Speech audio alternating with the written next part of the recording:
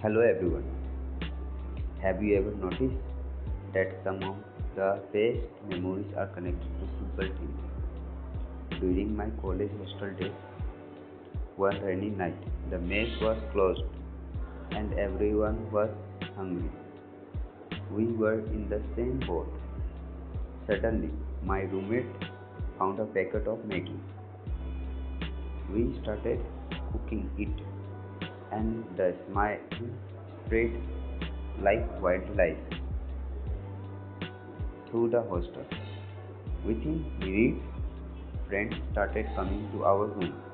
We sat together, shared one bowl of Maggi, laughed and talked for hours. That night taught me something important. Happiness does not always come from expensive things. Sometimes good friends, simple food, and meaningful conversations created the best memories. Even today, whenever I eat Maggi, those hostel moments come rushing back.